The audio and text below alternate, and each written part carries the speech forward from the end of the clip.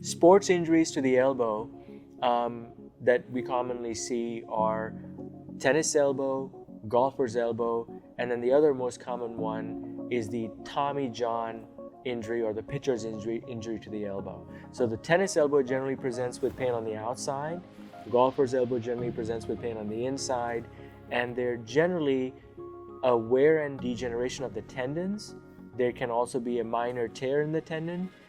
We generally want to treat these patients with conservative treatment for up to 6 months before even considering anything else. And the conservative treatment generally involves physical therapy, bracing, and cortisone injections. If a patient fails that, then we might get an MRI and they might be indicated for surgery.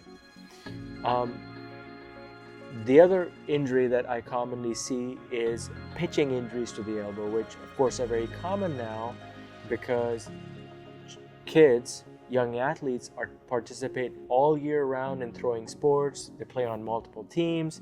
There's recommendations from the Baseball Association on the number of pitches, number of games, and the amount of rest that you need to take between pitch sessions and games. Kids a lot of times don't follow that. So there's a lot of torque going across the elbow when you pitch. The whole arm is going this way and there's a lot of force going across over here. So, and because of that, and if you're not getting adequate rest, you can damage the inside ligament of the elbow, which we call the ulnar collateral ligament.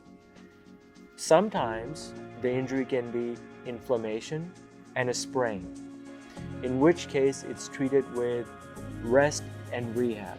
My protocol for these patients is that I generally will take them out of their sport for about a month, and then we get them into a fairly intensive physical therapy program where they work with a therapist to work not only on range of motion but also on strengthening of the entire upper extremity.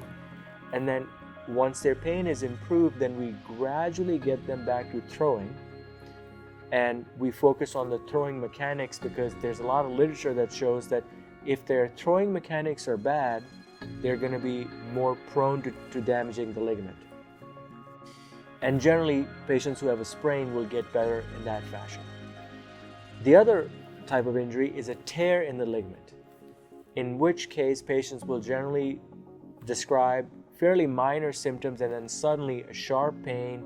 And one thing they will frequently complain of is hearing or feeling a pop in the elbow. So I was throwing and I felt a pop and I had immediate pain. If a patient presents with that history, then we generally will get an MRI because an MRI will show us if the ligament is torn. If the ligament is torn, then it's generally fixed with surgery. We reconstruct the ligament, we make a brand new ligament, we use a tendon graft. We might take them from a tissue bank, or we might take it from the patient's own arm because some of us have extra tendons in the wrist that we can use, and we use that to rebuild the ligament.